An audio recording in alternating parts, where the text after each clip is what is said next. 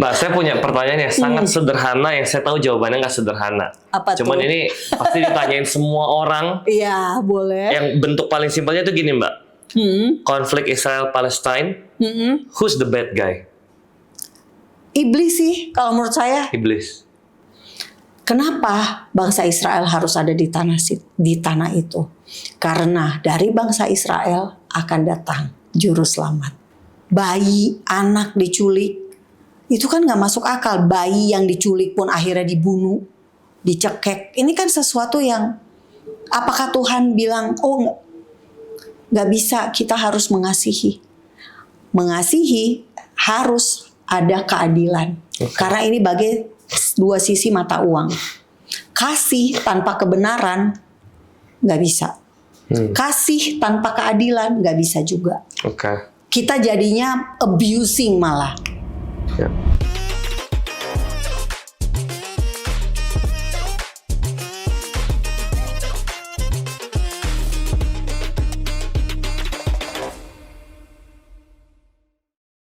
Hai teman-teman Behind Story, welcome back sama gue Brian. Hari ini kita kedatangan seorang jurnalis senior yang waktu itu udah pernah datang juga di podcast ini.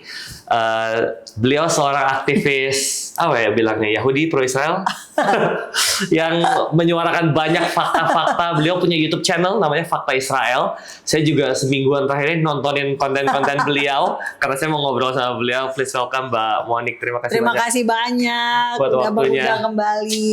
Thank Dengan you. senang hati. Makasih.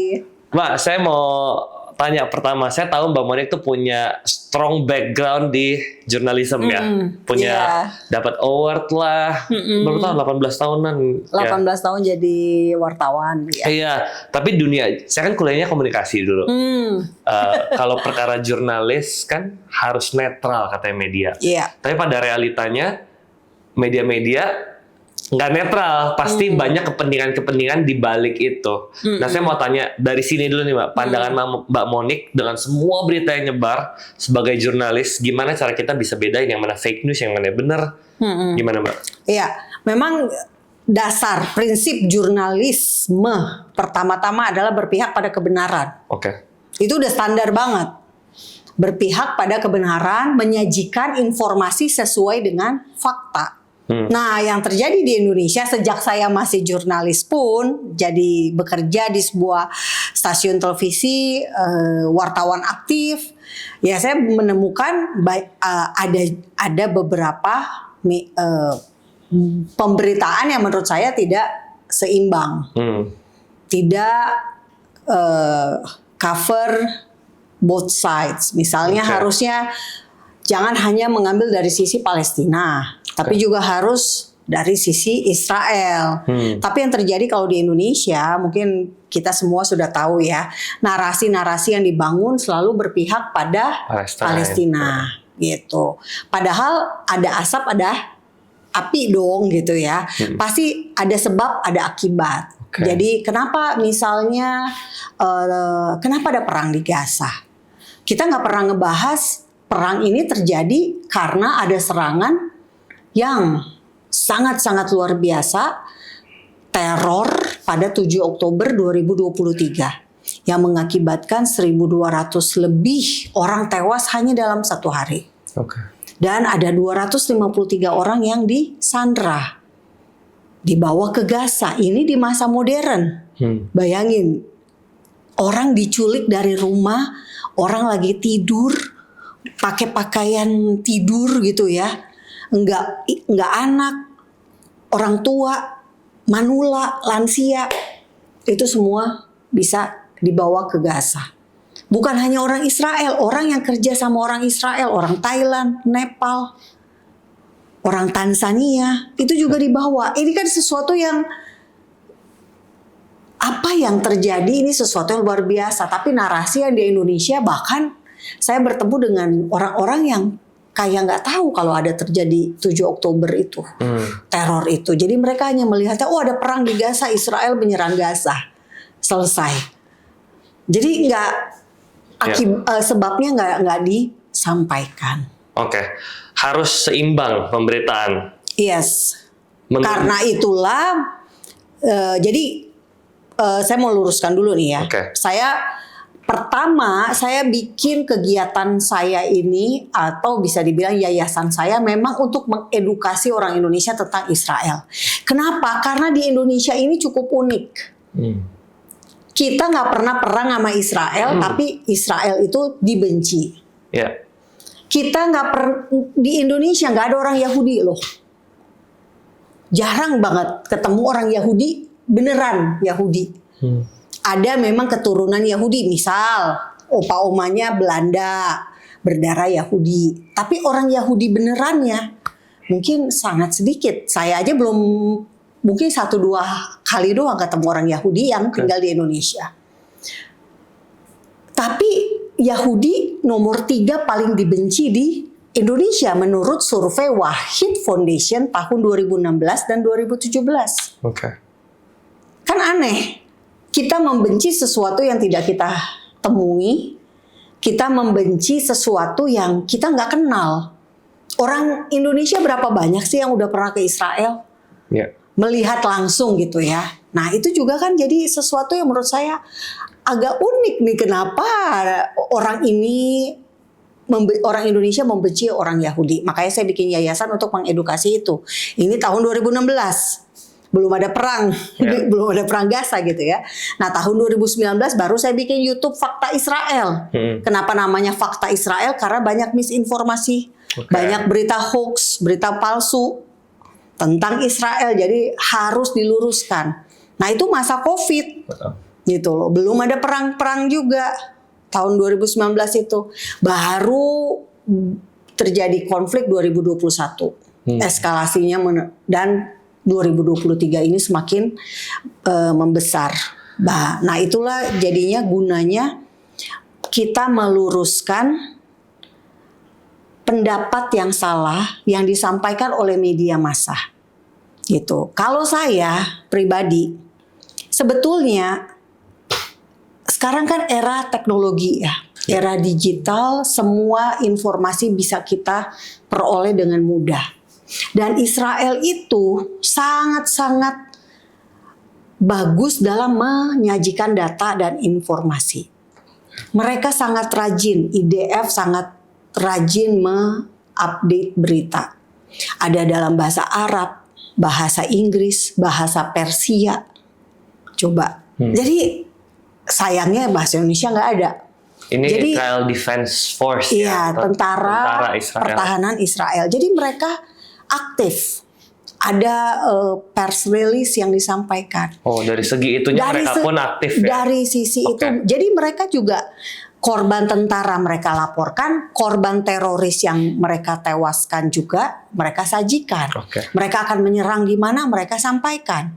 Jadi secara publik, orang Indonesia bisa mengakses gitu loh. Mereka ada di TikTok, ada di X, ada di Facebook, ada di YouTube. Kurang apa lagi? Tapi apa yang Instagram. bikin kita orang Indonesia jadi selektif hearing ya? Kita dengarnya itu apa yang bikin kita jadi kayak gitu? Karena dasarnya mungkin emang ada ketidaksukaan ya. Otomatis gitu ya. Kalau kita nggak suka, malas nggak sih dengerin? Banyak banget orang yang meskipun saya bilang, Pak, ini ada loh versi benarnya. Nggak mau diklik sama dia. Mbak, saya punya pertanyaan yang sangat sederhana yang saya tahu jawabannya nggak sederhana. Apa Cuman tuh? ini pasti ditanyain semua orang. Iya, boleh. Yang bentuk paling simpelnya itu gini, Mbak. Konflik Israel-Palestine, who's the bad guy? Iblis sih, kalau menurut saya. Iblis. Gara-gara dia nih kan. Interesting. Enggak, jadi gini nih. Sekarang ini semua kalau kita ngomongin Israel, berarti kita ngomongin suka nggak suka tentang sebidang tanah. Kalau bahasa Alkitab namanya tanah perjanjian. Benar nggak? Mana ada di dunia peta Tuhan menciptakan langit dan bumi, begitu banyak tanah di dunia, dikasih untuk berbagai bangsa, tapi nggak ada yang dinamakan tanah perjanjian. Namun di Alkitab disebutkan berulang-ulang tanah perjanjian. Dikasih ke Abraham dulu dikasih tahu, akan kuberikan Kanaan sebagai milikmu selamanya. Seperti itu. Perjanjian sunat. Ketika Abraham diperintahkan Tuhan menyunat pada hari ke-8, Ishak harus disunat. Itu tanda tanah perjanjian. Sunat tersebut. Makanya orang Kristen gak perlu disunat. Karena kita gak harus tinggal di tanah perjanjian. Ismail pada saat itu umurnya udah 13 tahun. Tapi syarat yang ditulis di situ di Kejadian adalah sunat hari ke-8. Orang Yahudi disunat hari ke-8. Yesus dibawa ke bait suci disunat hari ke-8. Tanda tanah perjanjian. Waktu Tuhan memberikan tanah perjanjian kepada Abraham, Tuhan datang hadir dalam bentuk suruh berapi, melewati potongan-potongan daging. Itu tanda kehadiran Tuhan. Kita kalau beli tanah, kita ke notaris. Tapi waktu Yosua membagikan tanah perjanjian kepada 12 suku Israel, si Yehuda dapat ini, Benyamin dapat Yerusalem, Gaza dikasih buat suku Yehuda. Itu dilakukannya di mana? Di depan kemah pertemuan. Jadi notarisnya Tuhan sendiri. Di depan kemah pertemuan dilakukan pembagian tanah. Artinya saya hanya ingin bilang bahwa di mata Tuhan pembagian tanah ini sesuatu yang sakral. Sesuatu yang buat Tuhan penting. Dan buat kita orang Kristen juga harusnya ini penting. Kenapa ini penting? Pertama, untuk sebuah bangsa hidup atau tinggal butuh tanah. Bener nggak? Makanya ada Pulau Jawa, orang Jawa tinggal di situ. Ada Pulau Bali, orang Bali tinggal di situ. Butuh tanah. Bangsa Israel harus ada tanah. Tapi anehnya Tuhan kasihnya tanah Kanaan yang ada bangsa-bangsa lain di situ untuk ditempati. Kenapa? Karena bangsa-bangsa lain yang di atas tanah Kanaan itu mau dimusnahkan oleh Tuhan. Kenapa? Karena mereka menyembah berhala. Mereka mempersembahkan anak. Nah itulah makanya mereka harus dimusnahkan melalui kedatangan bangsa Israel. Yosua butuh waktu 16 tahun untuk memusnahkan. Untuk merebut tanah yang dibilang tanah perjanjian. Jadi gak dikasih gratis. Gak dikasih blek, kamu tinggali. Enggak. Butuh 16 tahun untuk merebut. Kenapa bangsa Israel harus ada di tanah itu? Karena dari bangsa Israel akan datang juru selamat. Nah, sampai situ dulu Mbak. Saya punya pertanyaan seputar itu. Mengenai konteks bangsa Israel adalah bangsa pilihan Allah. Itu konteksnya. Itu untuk selama-lamanya sampai bumi ini selesai.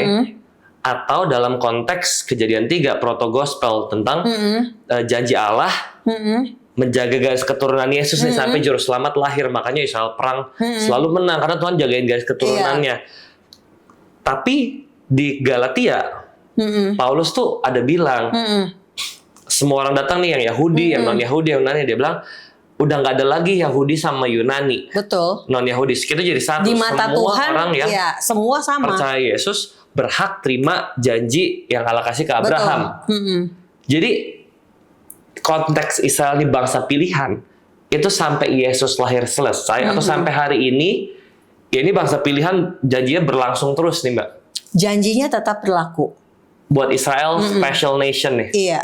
Kenapa? Karena Tuhan sendiri yang bilang tanah perjanjian untuk selama-lamanya. Tanah perjanjian adalah tanah warisan untuk bangsa Israel. Itu diulang-ulang. Dan status bangsa Israel, keistimewaan mereka di mata Tuhan tetap ada karena dibedakan. Kenapa bisa dibedakan? Karena sampai hari ini pun kalau kita lihat skenarionya Tuhan melalui penolakan bangsa Israel ketika Yesus datang pertama kali sebagai juru selamat, maka yang akhirnya masuk adalah dari non-Yahudi non-Israel, dari bangsa-bangsa. Ya. Kita dululah yang menerima keselamatan tersebut. Yang seyogyanya diberikan kepada Israel as the firstborn. Gitu ya. Kita yang menerima. Namun apakah karena kita sudah menerima keselamatan akhirnya Israelnya dibuang? Enggak. Tuhan kita bukan model kayak gitu. Tuhan tetap setia pada perjanjiannya yang dia ikat dengan Abraham, Ishak dan Yakub. Makanya Tuhan Yesus harus datang kedua kali. Sebagai apa? Raja. Raja atas apa? Atas Israel. Dan bukan hanya Israel saja, tapi raja atas seluruh bumi. Makanya gelarnya raja atas segala raja. Nah, selama ini kita tahu bahwa Tuhan juga punya perjanjian dengan Daud. Keturunanmu lah akan menjadi raja selama-lamanya. Siapa? Yesus sebagai anak Daud. Dan itu belum terjadi. Dan kita dengan senang hati, dengan antusias menantikan kedatangan yang kedua kali itu. Jadi status Israel istimewa dalam hal ini adalah karena dia punya perjanjian dengan Tuhan. Meski kita bangsa-bangsa ada, Tuhan tidak meminggirkan Israel. Dan meski kita juga adalah sama-sama dipilih, sama-sama istimewa. Orang Yahudi, Yunani, Arab, Cina, Indonesia, India, semua sama di mata Tuhan. Iya, Tuhan bilang berhak terima janji Berhak menerima janji yang dikasih kepada Abraham. Nah, itulah istimewanya keturunan Abraham, Ishak dan Yakub. Karena melalui mereka kita menerima janji yang sama. Ada asalnya nih, percaya kepada Yesus Kristus. Melalui darah Yesus baru kita dimasukin nih ke dalam perjanjian dengan Israel. Tanpa darah Yesus ya mohon maaf, nggak bisa. Oke, nanti kita bahas lagi tentang Israel dan Palestina, tentang gencatan senjata lah, tentang keadaan globalnya kita bahas lagi. Saya pengen tertarik dengan konten Mbak Monik di Fakta Israel. Kalau nggak salah, saya sih screenshot itu waktu 2 hari lalu di post. Itu tentang, jadi footage-nya ntar saya kasih lihat ke teman-teman. Mbak Monik lagi sama cewek-cewek Arab di Israel, lagi hahaha, happy, terus I love you. Videonya pendek. Apa pesan yang Mbak Monik mau sampaikan? Jadi gini, kemarin itu saya kebetulan ikut konferensi di Israel. Nah, kami dibawa lah nih wartawan dari ada sekitar 150-an wartawan Kristen yang diundang oleh pemerintah Israel. Ini acara tahunan mereka gitu ya. Nah, kami dibawa ke daerah Metula. Metula itu di dekat perbatasan Lebanon. Jadi ini banget lah, jauh banget Israel Utara. Perjalanan sekitar 3 jam dari Yerusalem. Nah, waktu kami datang di situ, ternyata ada murid sekolah sedang wisata. Nah, karena mereka bahasa Arab, saya penasaran kan. Jadi saya deketin, saya tanya, ini dari mana? Oh, kami dari Nazaret. Orang-orang Arab semua.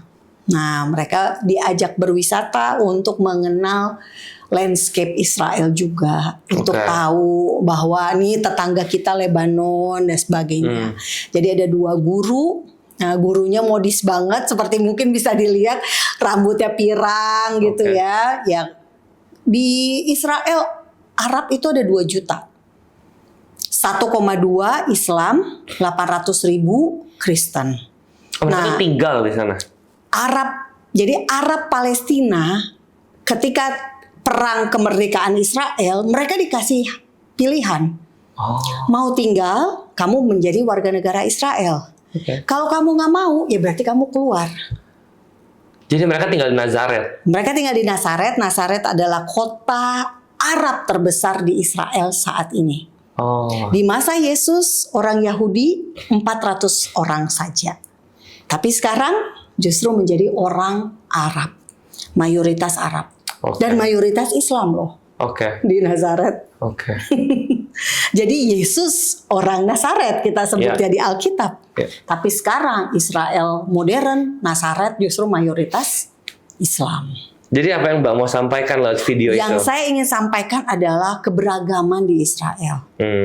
Orang Arab bisa berbahasa Arab, karena bahasa Arab juga diakui sebagai bahasa resmi Israel. Jadi secara demokrasi mereka sangat-sangat demokratis gitu loh. Jadi stigma pemerintah Israel ini ya, stigma apartheid harusnya nggak ada dong. Karena apa? Buktinya mereka hahaha, senang-senang gitu ya, nggak menderita, nggak terdiskriminasi. Itu sih yang penting. Ada partai Arab di Israel, ada 2. Jadi orang Arab bisa menjadi anggota DPR, bisa menjadi menteri kalau memang dia sesuai dengan kapasitas dan kemampuannya.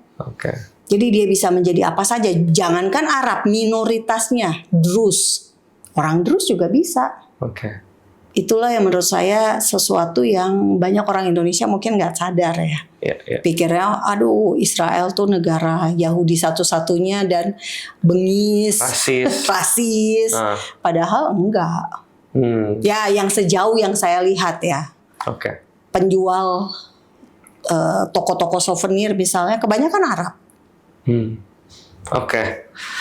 Konten Mbak berikut yang menarik buat saya tentang Mbak interview seorang IDF tentara. Dia former ya, dia reservis ya.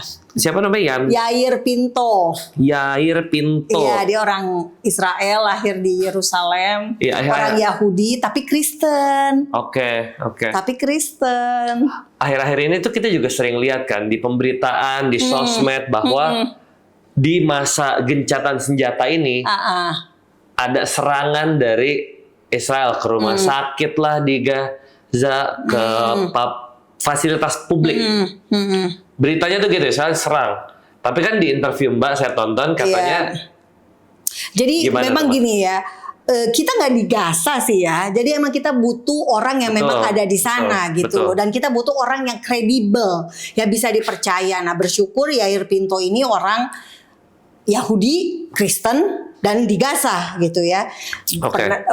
Paling nggak dia ke Gaza. Saya punya 3 teman sebenarnya yang jadi reservis. 1 Amit Barak, dia ini orang Yahudi, tapi dia punya pelayanan menjangkau orang Arab, Kristen, dan Islam untuk ikut IDF.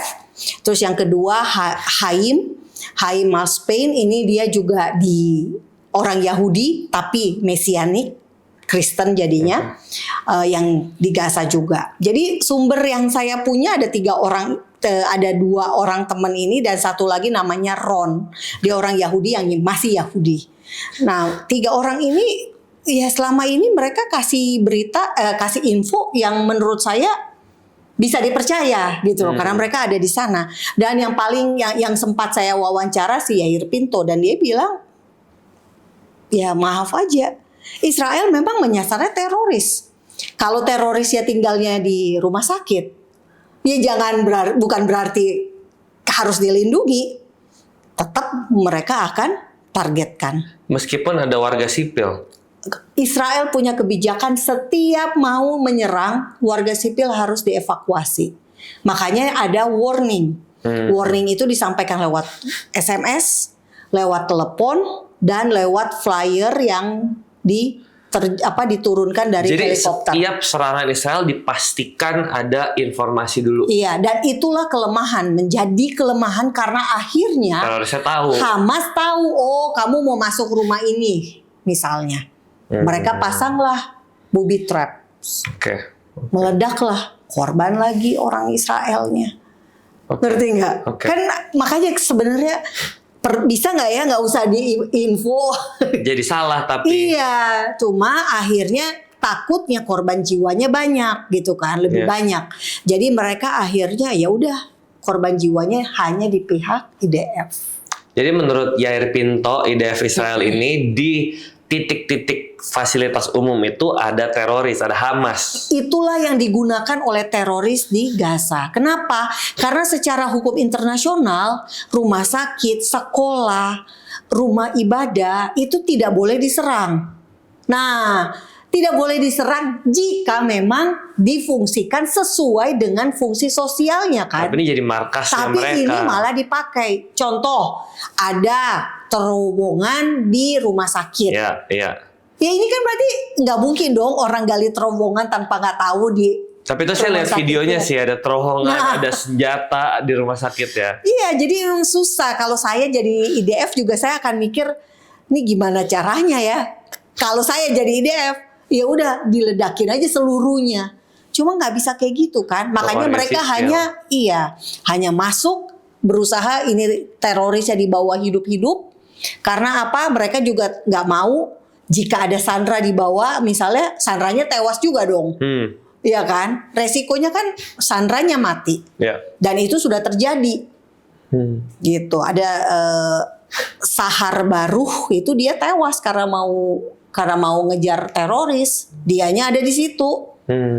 Nah, itu satu contoh aja. Kasihan jadi. Yang Mbak Monik tahu warga aslinya Gaza, warga sipilnya nih, pandangan mereka terhadap Hamas tuh gimana sih? Apakah mereka juga merasa terjajah atau mereka sebenarnya juga support Hamas atau mereka sebenarnya terjajah tapi terdoktrinasi sama Hamas? Posisi mereka tuh gimana? Posisinya gini, kalau saya lihat dari selama ini ya, kalau kita ngikutin berita-berita di Gaza, sebelum 7 Oktober, Ya. sebelum 7 Oktober ada warga Gaza yang bersuara Oke. menentang Hamas.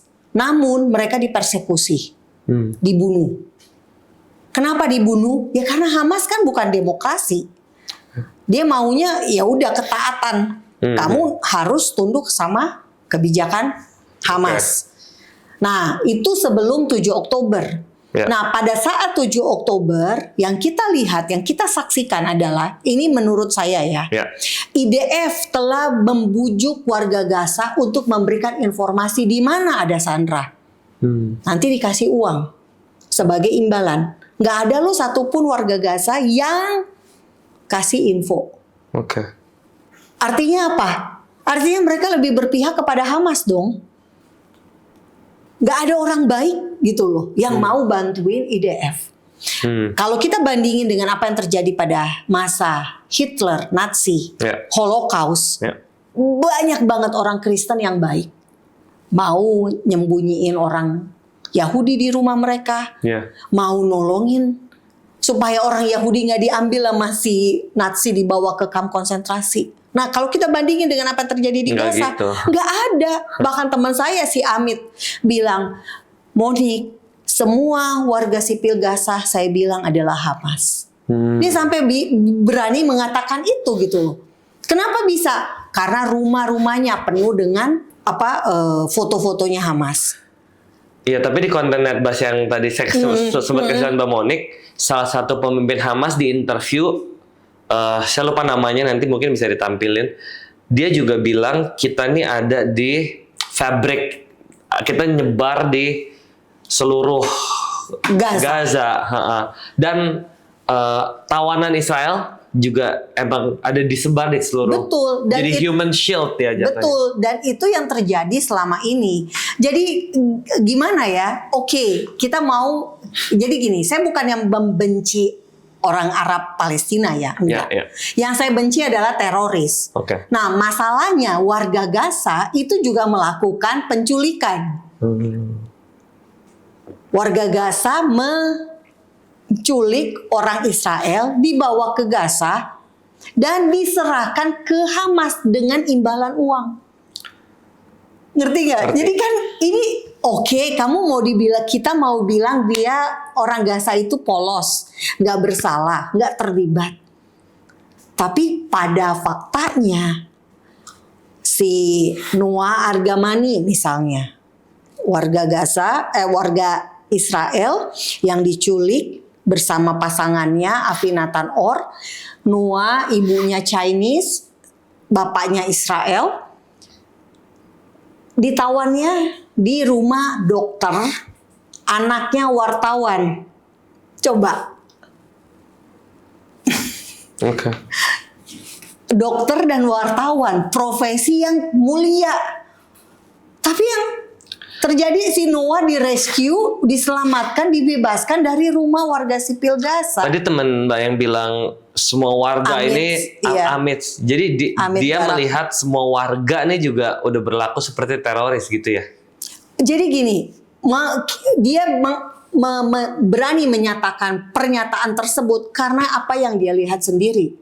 Orang Gaza satu, pro Hamas, berpihak pada tindakan teror Hamas. Berarti dia setuju. Oke. Pembunuhan, penculikan, pemerkosaan itu kan udah sesuatu yang kita orang normal harusnya nggak mau dong. Kita orang normal ya menolak loh kekerasan dan teror. Tapi ini apa? Setuju. Jadi civiliannya juga setuju sama movementnya Hamas. Secara tidak langsung mereka setuju tindakan Hamas terhadap orang Yahudi. Saat ini kalau ditanya mau nggak Hamas menyerah, belum tentu loh pada mau.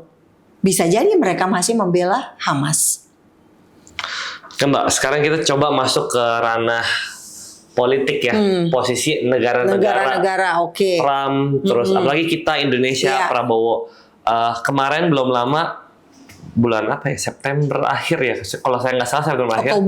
Oktober ya, UN bikin meeting di New York. Oh itu September. September iya. kan ya, itu pertemuan tingkat dunia. Dan Sidang Majelis Umum PBB. nah saya pengen tanya dari Indonesia dulu sebelum kita bahas negara-negara lain. Bagaimana pandangan Mbak Monik tentang posisi Indonesia? Karena di sidang PBB terakhir di New York, Indonesia lantang banget bersuara tentang isu perang Israel. Pak Prabowo ada bilang gini, mana ya? Saya ada catat. Oke, Pak Prabowo sempat bilang gini, we must have an independent Palestine, but we must also recognize, respect, and guarantee Ya. the safety and security of Israel. Only Yes. then we can have real peace. Jadi basically Indonesia itu lagi bilang kalau kita akan segera ngakuin Israel setelah Israel terlebih dahulu ngakuin kemerdekaannya Palestina. Nah, saya lihat di sini ada perubahan retorika diplomatik Iya. yang tadinya Indonesia sangat pro Palestina, sekarang mulai ada narasi tentang aspek mengakui keamanan Israel. Iya. Jadi What do you think, Mbak? ini sebuah kabar baik buat kita di Indonesia. Kenapa? Karena selama ini 10 tahun terakhir saja kita melihat bagaimana pemimpin kita itu kerap mengutuki Israel. Ya. Pemimpin kita condong banget dengan satu kebijakan yakni kemerdekaan Palestina yang ujuk-ujuk menurut saya sebetulnya lah Palestina udah punya presiden. Udah bolak-balik juga ke Indonesia. Di Indonesia, di Jakarta ini ada kedutaan besar Palestina. Yang artinya legal. Kalau Palestina belum merdeka, nggak boleh dong ada kedutaan besar. Ya. Sama seperti misalnya Papua. Tiba-tiba di New York ada kedutaan besar Papua Barat misalnya. Kan ilegal Ya, itu kan. ya. Nah, jadi seperti itu. Narasi Prabowo yang dalam hal ini ya yang saya bilang luar biasa adalah karena mementingkan keamanan Israel. Kenapa luar biasa? Artinya secara tidak langsung Presiden Prabowo mengakui bahwa ada ketidakamanan dari tetangganya Israel. Prabowo tidak mau bilang langsung bahwa ada Ya. teroris di Ya. Palestina. Tapi jelas Tapi nggak dengan aman. jelas dia mengatakan border harus diproteksi. Makanya Prabowo mau mengirim pasukan. Iya. Kabar terakhir di depan Raja Yordania dikatakan Raja Yordania yang datang ke Indonesia pertengahan November ini dibilang bahwa Indonesia siap mengirim 20.000 tentara. Artinya saya sangat berterima kasih. Tentara Indonesia menjaga perbatasan Israel dari terorisme. Ini sesuatu yang sangat luar biasa. Sebentar, Mbak. Di isu ini banyak orang tuh komplain. Kenapa? Mempertanyakan tentang ini gimmick doang atau emang beneran Indonesia melakukan hal yang benar. Karena upaya diplomatik Indonesia banyak nih, mau ngirim 20.000 pasukan. Kan tadi Mbak Monik bilang untuk menjaga border Israel dan Gaza, ya. dan Gaza kan. Nah, terus dia juga encourage banyak institution untuk menyuarakan gencatan senjata. terus dia juga kasih bantuan kemanusiaan Indonesia, terus open donation kirim. Iya. Nah, banyak orang Indonesia, netizen, banyak yang nggak setuju juga, Mbak. Iya, karena menganggap kok peduli sama Israel. Iya, ngapain gitu. Ya justru. Menurut Mbak ini posisi yang bagus buat Indonesia. Iya. Kenapa tuh? Posisi yang bagus karena akhirnya Indonesia melakukan langkah konkret. Selama ini kan hanya ngomong NATO. Ya. Nggak ada tindakan nyata. Nah, sekarang tindakan nyatanya ada. Nih bener-bener nih terlibat dalam proses perdamaian yang nyata menjaga supaya tidak terjadi serangan. Supaya tidak ada perang. Dengan adanya tentara Indonesia di perbatasan, otomatis mereka akan melihat sendiri dong kondisi di lapangannya seperti apa. Tapi ini tuh kalau PBB minta ya, Mbak? Enggak, jadi gini, jadi Trump, inisiatornya kan adalah Trump. Oke. Trump ingin gencatan senjata terjadi. Oke, akhirnya gencatan senjata terjadi, dilakukan penandatanganan gencatan senjata di Sharm el-Sheikh di Oktober 2025. Jadi setelah sidang umum PBB September, Oktober 2025 ada 20 poin kesepakatan gencatan senjata. Yeah. Salah satu yang paling luar biasa adalah sandera hidup semua harus dibebaskan. Dan sandera yang tewas harus dikembalikan. Jadi 20 sandera hidup sudah bebas. Dikembalikan oleh Hamas, Jihad Islam dan semua teroris yang ada di Gaza. 28 sandera yang sudah tewas, yang meninggal juga dikembalikan. Sampai hari ini hanya 3 yang belum dikembalikan. 2 warga Israel, 1 warga Thailand. Nah, poin yang juga luar biasa adalah Hamas harus dicopot, dilucuti senjatanya. Yeah. Nah, ini yang menjadi masalah. Karena apa? Hamas nggak mau melucuti senjatanya. Gitu loh. Tapi padahal harusnya kalau Hamas melucuti senjatanya, maka fase kedua bisa berlangsung. Fase kedua itu apa? Pembangunan kembali Gaza. Oke, saya coba berdiri di sepatu opposite ya, Mbak. Iya. Buat dapat jawabannya juga. Apakah tidak wajar Hamas disuruh dilucuti kekuatannya, terus dia menolak? Karena apa jaminannya dia akan dibangun nggak dilahap tanahnya sama Israel? Gini. Kalau kita lihat Perang Dunia Kedua, ketika Nazi kalah, Hitler kalah, itu Nazi kan partai doang. Apa yang terjadi? Jerman kan sekutu yang memutuskan nasib Jerman. Dibagi 2 langsung Jerman. Jerman Barat, Jerman Timur. Apakah Jerman bisa berdaya? Enggak. Dia di bawah sekutu. Ibaratnya sekarang ini bukan Palestina loh yang kita bicarakan. Palestina presidennya masih ada loh. Yang kita omongin ini satu kelompok kecil. Tapi bahaya, teroris Hamas di Gaza. Karena dia menang pemilu, dia jadi penguasa di Gaza. Jadi Pemda di Gaza. Nah ini yang kita bicarakan. Dia disuruh menyerahkan senjata. Itu syarat paling luar biasa. Nggak disuruh bertanggung jawab loh. Nggak dimasukin ke pengadilan. Bener nggak? Harusnya mereka diadili. Kayak Nazi kan ada beberapa pengadilan terhadap orang-orang yang melakukan Holocaust. Ini enggak. Jadi menurut saya udah syukur lu hanya disuruh nyerahin senjata. Dan masih Israel bolehin loh. Kamu mau keluar dari Gaza, pilih negara mana, kamu akan dikasih, ibaratnya dikasih amnesti. Dibiarkan hidup di luar. Murah hati banget. Jadi dari salah satu poin dari Trans Gaza Peace Plan itu dari 20 poin dilucutin, habis itu dibangun kembali. Dari bantuan internasional. Iya. dan pemerintahan yang ada di sana, pemerintahan transisi itu akan diperintah oleh Trump sendiri. Baru kemudian nanti ada pemerintahan dari Palestina. Orang yang akan dipilih untuk memerintah Gaza. Israel saat ini menguasai Gaza sekitar 52%. Itu bisa kalau dilihat di peta, itu hanya yang berbatasan langsung dengan Israel. Okay. Jadi Israel berkepentingan untuk menjaga koridor ini agar mereka nggak bisa masuk lagi seperti 7 Oktober 2023. Kenapa? Karena 7 Oktober 2023 benar-benar mereka masuk kayak ya udahlah pintu kebuka gitu loh. Okay. Karena perbatasannya memang sangat dekat. Okay. Jarak Gaza misal dari Kibbutz Nirim ke Khan Yunis itu hanya 2 kilo. Jadi bahaya banget kalau tidak dijaga sama IDF. Oke Mbak, let's say Hamas setuju. Lalu berikutnya siapa yang akan berkuasa di tempat ini? Kan tadi Mbak bilang Trump yang akan pemerintahan transisi. Apakah Trump Palestina dan Tony Blair. Oke.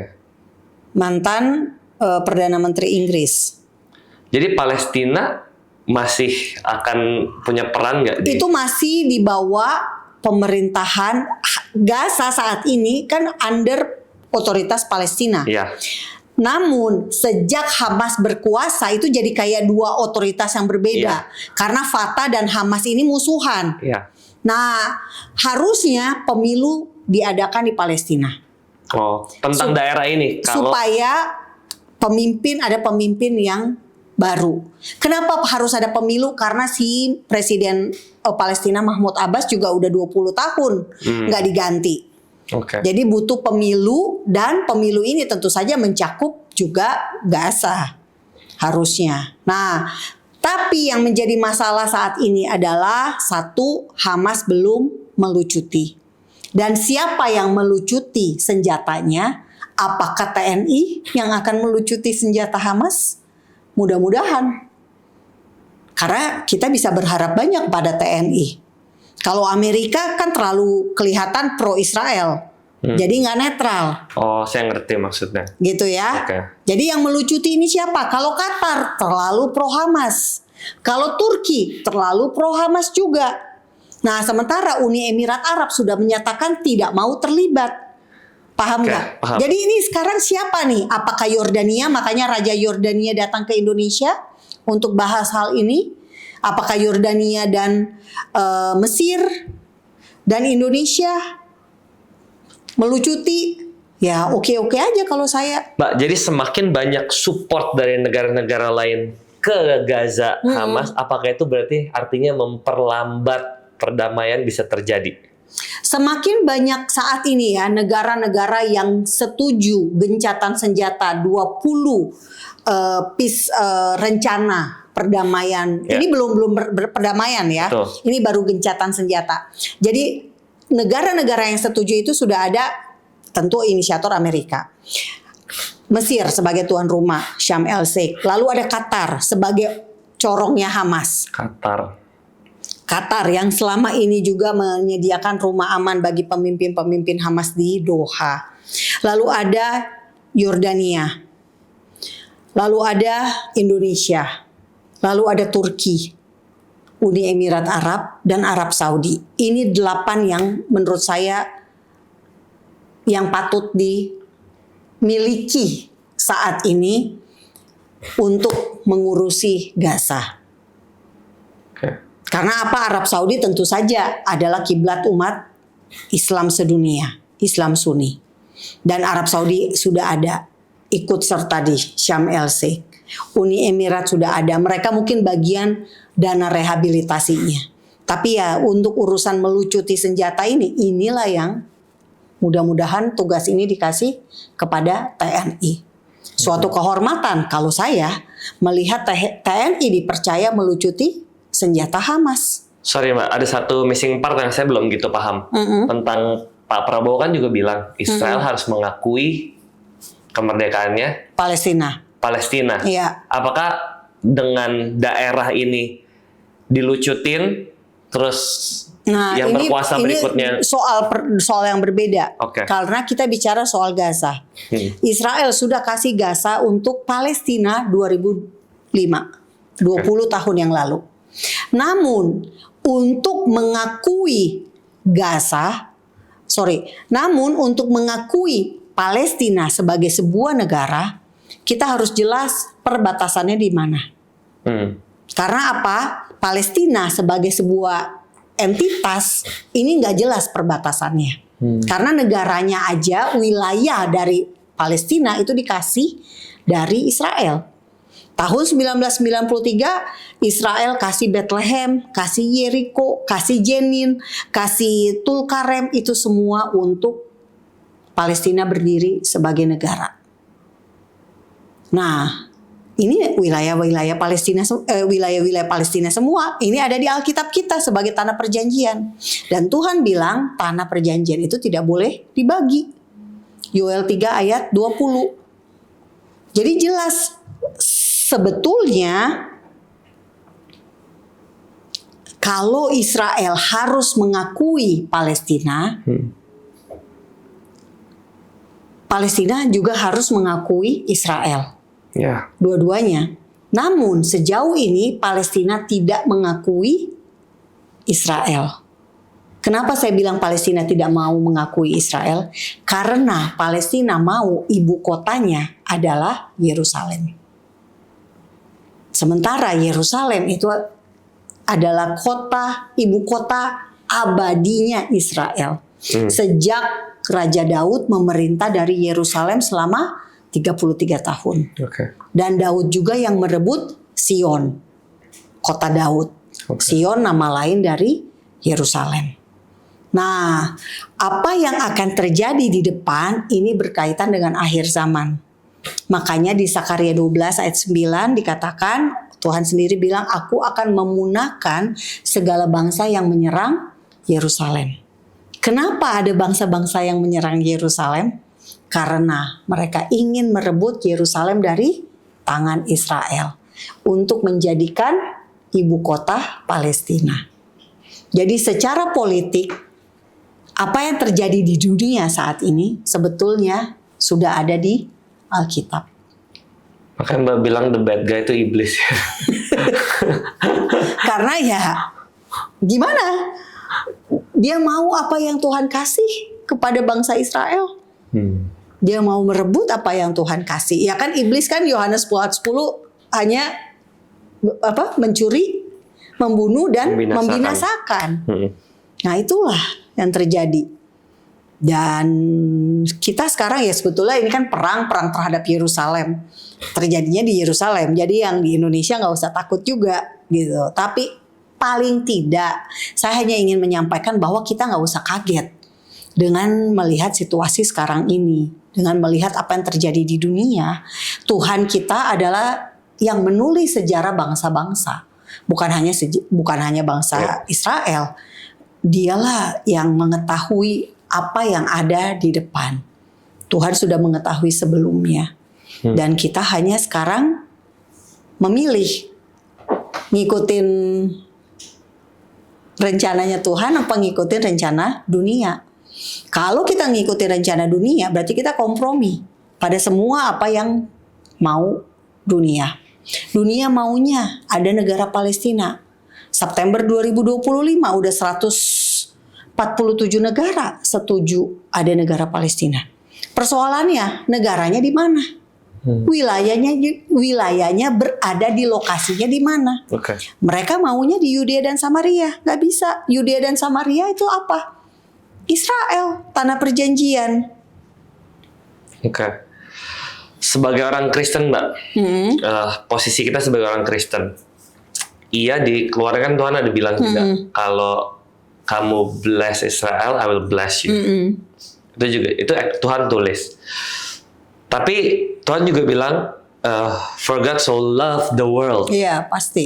Nah, gimana cara kita memposisikan diri kita sebagai orang Kristen di tengah kegaduhan yang ada nih? Tetap love the world. Apa kita no matter what kita akan bela Israel? Yang ideal kita gimana sebagai orang Kristen? Idealnya adalah tetap pertama-tama berpihak pada kebenaran. Alkitab ini sumber dan rujukan terbaik tentang kebenaran. Supaya kita nggak bingung, karena nilai-nilai dunia berbeda-beda loh. Betul, betul. Kita akan kompromi pada banyak hal. Contoh, isu kemanusiaan. Wah, kita harus sangat peduli kemanusiaan warga Gaza. Kita peduli kemanusiaan warga Gaza, setuju. Tapi kita juga nggak boleh berpihak pada terorisme. Masalahnya itu, apakah Tuhan setuju kekerasan dan teror? Enggak loh, jangan salah. Tuhan nggak setuju pada kekerasan dan teror. Tapi bukan berarti kita mengasihi manusia yang melakukan kekerasan dan teror itu. Nggak bisa. Buktinya apa? Ketika bumi penuh dengan kekerasan, Tuhan menghukum manusia dengan air bah. Air bah terjadi. Karena apa? Kejadian 6 katakan bumi penuh dengan kekerasan. Sekarang ini kekerasan terjadi. Bentuknya apa? Terorisme, pembunuhan, penculikan, pemerkosaan, bayi, anak diculik. Itu kan gak masuk akal. Bayi yang diculik pun akhirnya dibunuh, dicekek. Ini kan sesuatu yang, apakah Tuhan bilang, oh gak bisa, kita harus mengasihi. Mengasihi harus ada keadilan. Karena ini bagai dua sisi mata uang. Kasih tanpa kebenaran gak bisa. Kasih tanpa keadilan gak bisa juga. Kita jadinya abusing malah. Gak bisa kayak gitu. Makanya Tuhan kita tuh Tuhan yang adil. Kasih, yang tadi Yohanes 3 ayat 16 dikatakan Tuhan mengasihi manusia, maka dikasihlah juru selamat. Tapi kan ada syaratnya. Percaya baru selamat. Kalau nggak percaya nggak bisa juga. Makanya ada hukumannya.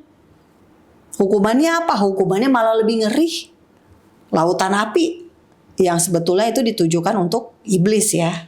Manusia sebisa mungkin harus di-rescue dari lautan api itu. Dari kebinasaan. Nah, sekarang sikap kita umat Kristen adalah kita harus berpihak pada kebenaran. Baik belum tentu benar, tapi benar pasti baik. Saya selama ini, ya saya bersyukur ya. Saya selalu menyatakan bahwa saya berdiri bersama Israel. Kenapa? Karena Israel dalam hal ini adalah korban teror. Sama seperti orang-orang Kristen di Nigeria, orang-orang Kristen di Sudan, orang-orang Kristen di Sudan Selatan. Mereka semua korban teror. Korban-korban dari para jihadis-jihadis. Nah, sikap kita sama. Di Israel bedanya yang jadi korban orang Yahudi. Di belahan dunia yang lain yang jadi korban orang Kristen. Musuhnya tetap sama. Iblis pakai berbagai cara untuk membunuh. Nah, jadi supaya kita nggak bingung, kita lihat gampangnya teror sama kekerasan yang lakukan siapa. Nah, itulah kita nggak setuju. Kalau dibilang banyak orang juga salah tangkap, tapi kan Israel juga membunuh, memerangi lah. Sekarang kalau orang Kristen nggak boleh mempertahankan diri, kita mati konyol dong semua. Mempertahankan diri itu kewajiban. Hak warga negara adalah dilindungi oleh pemerintah. Kita, Indonesia, sebagai warga negara, kita bersyukur negara kita ada tentara. Jika terjadi serangan, maka mereka yang menjaga, melindungi kita. Ada Densus 88. Kalau ada serangan teror, mereka yang turun tangan. Mereka yang akan melindungi kita jika misalnya ada isu bom. Mereka yang akan datang untuk mematikan bom tersebut, menonaktifkan. Jadi konteksnya melindungi diri ya. Nyerang pun juga karena nyerang base. Simpan senjata. Yang diserang itu ya. Semua, jadi gini, Israel itu pasukan pertahanan Israel. Defense, mempertahankan diri, bukan menyerang. Dan makanya teknologi militer Israel kebanyakan adalah teknologi pertahanan, bukan penyerang. Kenapa? Karena mereka yang diserang mulu gitu ya. Diserang sama Hamas, diserang sama Houthi di Yaman, Hezbollah di Lebanon, dan Iran. Tapi berita yang beredar nggak gitu, Mbak. Nah, berita yang beredar itu dia. Lagi gencatan senjata, Israel melakukan serangan. Nah itu Padahal dia, lagi makanya gencatan senjata. ada asap, ada api. Ya, apa yang terjadi, kita Mbak? nggak pernah selalu dibilang tentang sebabnya. Sebabnya apa? Mereka masih menyerang. Mereka masih punya senjata. Mereka masih berusaha untuk membunuh orang tentara Israel. Jadi kan gimana ya? Masa kita harus diem aja? Tentu kita punya hak dong untuk membela dan mempertahankan diri. Ya. Bahkan anak-anak aja diajarin kan bela diri, silat, karate, taekwondo. Mbak boleh ceritain nggak salah satu konten Mbak yang saya tonton waktu lagi gencatan senjata, katanya ada orang Hamas di jalur Gaza Selatan, Rafah, terjebak. melakukan penyerangan, dua tentara Israel meninggal. Itu tuh apa yang terjadi, Mbak? Ya itu karena mereka menyerang ternyata. Tetap menyerang, akhirnya tewas, makanya akhirnya diserang balik. Kalau nggak diserang mana ada sih. Jadi itu nggak diberitain. Dan ya yang jelas gini nih ya, yang saya tahu ya, orang Yahudi bangsa Israel itu tuh orang-orang yang pada males perang. Kayaknya hidup kita tuh udah happy banget deh. Mereka tuh pinginnya liburan, paham ya? Culture-nya tuh enjoy life gitu loh. Aduh, saya udah pengen pergi sama anak saya udah pengen sekolah, saya pengen punya ide-ide buat startup saya. Mereka tuh nggak, kayaknya kalau harus berperang boleh nggak ya? Enggak gitu. Cuma ya negara itu mewajibkan wajib militer dan mewajibkan kalaupun udah wajib militer, reservis kalau mereka mau ya terdaftar sebagai reservis. Setahun 2 kali loh latihan 2 minggu. Itu kan bikin bete banget kan. Kadang-kadang tuh teman saya tuh gue harus latihan nih karena gue pasukan cadangan. Padahal dia lagi jadwalnya mau ke Indonesia misalnya. Jadi sorry ya batal soalnya saya harus latihan. Jadi mereka tuh sebenarnya kalau bisa nggak ada teroris kita udah menikmati hidup banget. Oke. Jadi ini tuh yang Mbak Mari tahu tuh Israel diusik gitu terus ya. Makanya defense. Kenapa? Kalau secara spiritual kita tahu semakin dekat dengan kedatangan Yesus maka akan semakin banyak eskalasi serangan terhadap Israel. Kenapa? Karena iblis nggak mau Tuhan datang. Tuhan akan datangnya di mana? Akan datang berkuasa di Yerusalem. Makanya fokusnya iblis adalah Yerusalem. Lokus yang diganggu terus-menerus adalah Yerusalem, bukan Jakarta. Tapi emang Yesus nggak bisa datang, Mbak, kalau Yerusalem dikuasain. Kan Yerusalem adalah ibu kota kerajaan mesianik. Iya. Kalau kita pelajari Wahyu 20 dikatakan kerajaan 1000 tahun. Iya. Kerajaan 1000 tahun ada di dunia ini. Pusat pemerintahannya di mana? Di Yerusalem. Yehezkiel 48 berkata kota kudus dengan perbatasan barat, timur, selatan, utara. Spesifik dijelaskan. Nah itu semuanya ada di Yerusalem. Nah secara kalau kita pelajari roh-roh jahat di udara gitu kita bicara tentang dominion ya. Dan itu bicara tentang teritori. Betul. Makanya ada doa keliling. Bapak Ibu mungkin yang suka pendoa-pendoa akan doa keliling. Karena memang semua wilayah ada spiritnya. Nah, secara alam roh, ya Yerusalem adalah target dari orang-orang tanpa Roh Kudus. Karena Roh Kudus kan adalah roh kebenaran. Makanya intifada ketiga yang terjadi yang ingin dilakukan atau serangan terhadap bangsa Israel targetnya kan adalah Yerusalem. Kemarin 7 Oktober itu nama serangannya adalah Badai Al-Aqsa. Al-Aqsa adanya di mana? Yerusalem. Jadi kalau kita baca Alkitab justru kita semakin tahu bahwa Apa yang terjadi semua udah Tuhan kasih tahu. Tinggal kita baca, tinggal kita imani. Ujung-ujungnya Tuhan akan datang, Tuhan akan memerintah. Pertanyaannya, kita ada di situ apa enggak? Gitu. Oke, Mbak, kita udah mau 1 jam.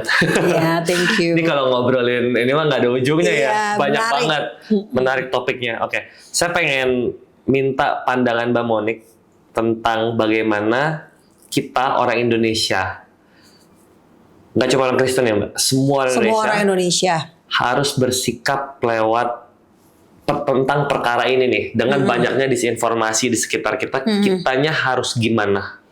Iya, pertama yang penting adalah satu, belajar sejarah. Kenapa harus belajar sejarah? Karena sejarah itu udah lewat, udah terjadi. Jadi nggak bisa diutak-atik sebetulnya. Dan udah jelas bahwa sejarah dengan nyata-nyata menceritakan bagaimana ada Raja Daud misalnya berkuasa atas kerajaan Israel. Berarti kan sudah eksis ya dari dulu. Nah itu aja deh, belajar sejarah. Yang kedua, Yahudi itu manusia juga loh, sama kayak kita. Jadi marilah kita saling mengasihi. Kita lahir nggak bisa milih jadi orang apa loh. Orang Yahudi pun lahir tiba-tiba, ya ternyata gue Yahudi. Bisa nggak sih gue jadi orang Manado gitu? Ya nggak, kita lahir nggak bisa milih jadi orang apa. Jadi ya marilah kita saling mengasihi. Karena apa? Karena semuanya diciptakan oleh Tuhan yang sama, ya kan? Ya meski kita di Alkitab kita mengenal hanya ada satu Tuhan yang hidup, Tuhan yang benar. Yang kita harus mengakui itu juga. Benar nggak? Saya bukan orang yang menganggap semua agama sama masalahnya. Gitu. Itu kita perlu garis bawahi. That's right. Gitu. Karena apa, Bapak Ibu semua, hidup hanya sekali, hidup hanya sementara, kekekalan selamanya. Itu, dan ini adalah kesempatan paling baik belajar sejarah, temukan kebenaran. Kebenaran itu akan memerdekakan kita semua dari kebencian, dari apa ya, sikap anti inilah anti itu. Dan buat saya sih, jadilah orang cinta damai. Ya enggak? Sederhana aja kan? Cinta damai. Israel nggak masalah dengan orang Arab Palestina. Bahkan dikasih tanah kok. Supaya mereka bisa hidup. Supaya mereka bisa memerintah sendiri. Cuma ya jangan bikin kelompok teror dong. Dan itu yang membuat sekarang ini menjadi masalah adalah karena adanya teroris-teroris yang ingin membunuh orang Yahudi. Dan kita nggak bisa bertetangga dengan orang yang mau membunuh kita. Itu jelas. Orang Indonesia aja nggak mau kali kalau tetangganya ada anjing yang galak yang bisa membunuh, bisa menyerang. Pasti dipagerin. Minta anjingnya dikandangin. Thank you so much Mbak Monik. Sama-sama. Terima kasih banyak. Senang sekali bisa ketemu lagi. Nanti kita ketemu di lain waktu lagi ya Mbak Monik. Iya, dengan senang hati. Teman-teman, sekian episode kali ini. Kita udah ngomongin banyak hal. Semoga banyak insight-insight baru. Dan ingat cari sumber yang tepat. Apapun itu, cari sumbernya ya Mbak ya. Jangan percaya semua info yang kita dengar di WhatsApp, di TikTok. Cari sumbernya.